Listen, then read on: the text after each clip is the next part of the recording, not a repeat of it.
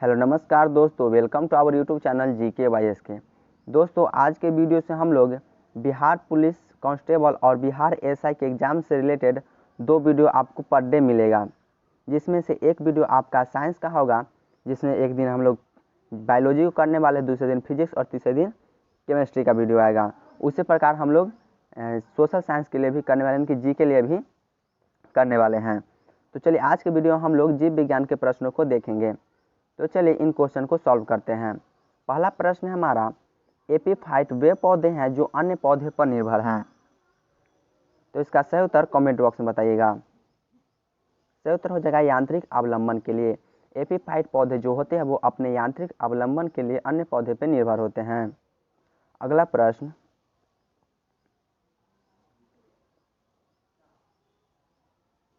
प्रश्न है हमारा, जंतु विज्ञान अध्ययन करता है। तो इसका सही उत्तर हो जाएगा जीवित व मृत जानवर दोनों का। जंतु विज्ञान में हम लोग जानवरों के बारे में, जीवों के बारे में अध्ययन करते हैं। और जूलॉजी के पितामह किसे कहा जाता है? तो अरस्तु को। नेक्स्ट प्रश्न, अगला प्रश्न है हमारा, पोलियो वनस्पति के अंतर्गत अध्ययन करते हैं। तो इसका सही उत्तर हो जाएगा ऑप्शन नंबर डी, यानी इनमें से कोई नहीं।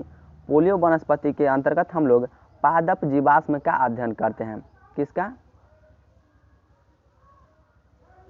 पादप जीवाश्म का अध्ययन करते हैं। और भारतीय पादप जीवाश्म के जनक, भारतीय पादप जीवाश्म के अध्ययन का जनक बीरबल साहनी को माना जाता है। अगला प्रश्न, प्रश्न संख्या 4 है हमारा, शुष्क जलवायु के लिए भली भांति अनुकूल पेड़ पौधे कौन हैं?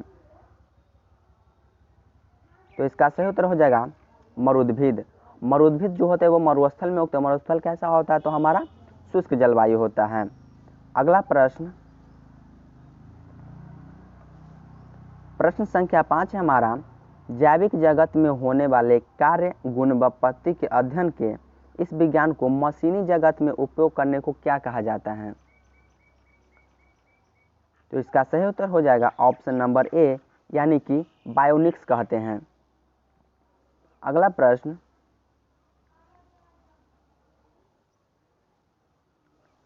विटीकल्चर जाना जाता है। तो इसका सही उत्तर हो जाएगा अंगूर के उत्पादन के लिए हम लोग विटीकल्चर को जानते हैं। अगला प्रश्न, प्रश्न संख्या 7 है हमारा, जीव विज्ञान की वह शाखा जिसमें आनुवांशिकी यानी जेनेटिक्स अभियांत्रिकी के द्वारा मानव प्रजाति में सुधार लाया जाता है। तो इसका सही उत्तर हो जाएगा ऑप्शन नंबर बी, यानी यूजेनिक्स के नाम से। अगला प्रश्न, प्रश्न संख्या 8 है हमारा, कीटों के वैज्ञानिक अध्ययन को कहते हैं। तो इसका सही उत्तर हो जाएगा एंटोमोलॉजी। कीटों के वैज्ञानिक अध्ययन को एंटोमोलॉजी कहते हैं। अगला प्रश्न, दोस्तों अगर देखिए यहाँ पे यह क्वेश्चन किस लेवल का है? तो RAS यानी कि यह UPSC और स्टेट PSC लेवल का है। तो इन सभी वीडियो को ध्यान से देखिएगा।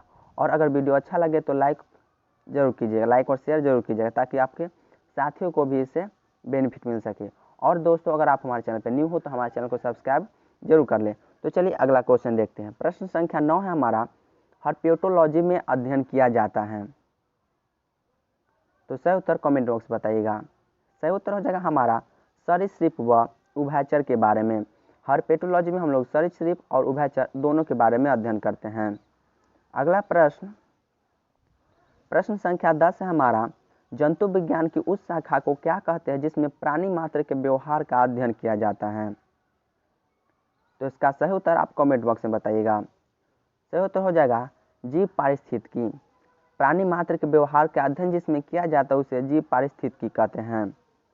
अगला प्रश्न है हमारा 11 नंबर, जीव विज्ञान नाम दिया था।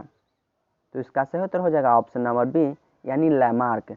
जीव विज्ञान शब्द जो है वो लैमार्क और ट्रिब्यूलेंस दोनों व्यक्तियों ने दिया था सन 1802 में। कंप्लीट। और जीव विज्ञान के जनक अरस्तु को कहा जाता है।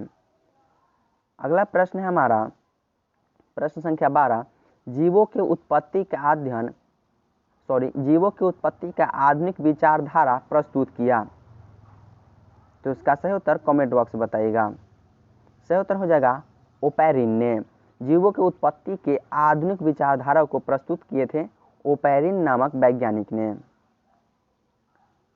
अगला प्रश्न है हमारा प्रश्न संख्या 13, वृद्धावस्था एवं काल प्रभावन के विषय में ज्ञान प्राप्त करने की विद्या को कहते हैं।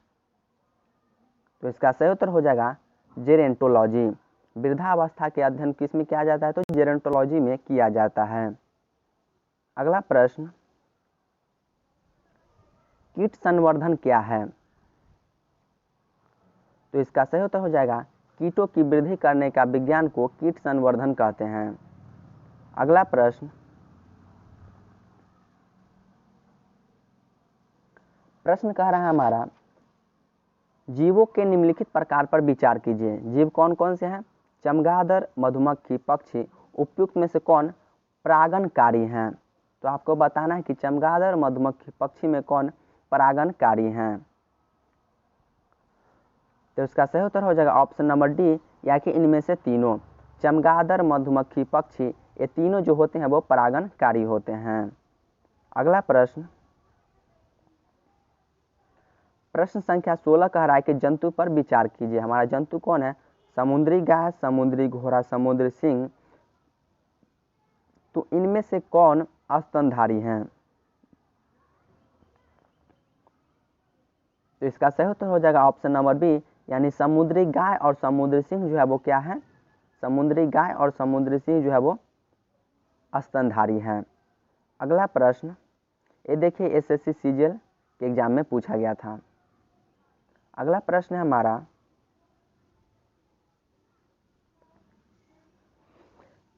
निम्नलिखित पर विचार कीजिए। चमगादड़, भालू, कृंतक। उपयुक्त में से किस प्रकार के जंतु में शीत निष्क्रियता की परिघटना का परीक्षण किया जा सकता है? तो इसका सही उत्तर बताइएगा। सही उत्तर हो जाएगा ऑप्शन नंबर सी, यानी कि तीनों पे। चमगादड़, भालू और कृंतक यानी रोडेंट पे हम लोग शीत निष्क्रियता की परिघटना का परीक्षण कर सकते हैं। अगला प्रश्न, प्रश्न संख्या 18 नंबर है हमारा। निम्नलिखित कथनों पर विचार कीजिए कि इनमें से कौन से सही हैं। पहला कथन है हमारा फीता कृमि उभयलिंगी होते हैं, यानी बाइसेक्सुअल होते हैं। गोल कृमि के अलग अलग लिंग यानी सेक्स होते हैं। फाइलेरिया सूत्र कृमि होता है, या फिर गिनी कृमि एनिलीड है। तो इसका सही उत्तर बताइएगा। इसका सही उत्तर हो जाएगा 1 और 2, यानी ऑप्शन नंबर ए। फीता कृमि क्या होते हैं? तो बाइसेक्सुअल उभयलिंगी होते हैं, और गोल कृमि के अलग अलग सेक्स होते हैं। नेक्स्ट प्रश्न, अगला प्रश्न है हमारा प्रश्न संख्या 19। भारत में पाए जाने वाले स्तनधारी ड्यूगोंग के संदर्भ में निम्नलिखित में से कौन से कथन सही हैं?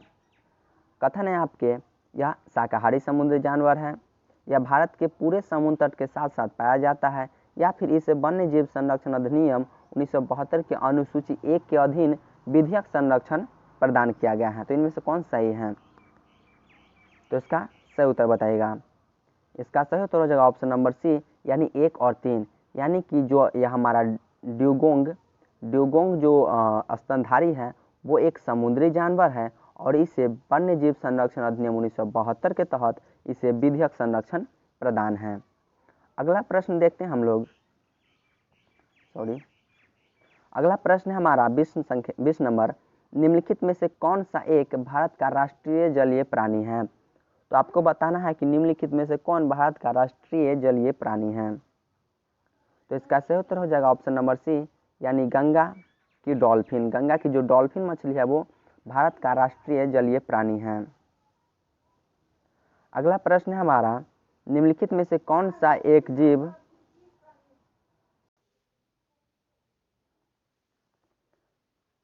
प्रश्न था हमारा 21 नंबर। निम्नलिखित में से कौन सा एक जीव अन्य 3 जीव के वर्ग का नहीं है? तो इसका सही उत्तर हो जाएगा केकड़ा। केकड़ा जो है वो इन तीनों से भिन्न है। अगला प्रश्न,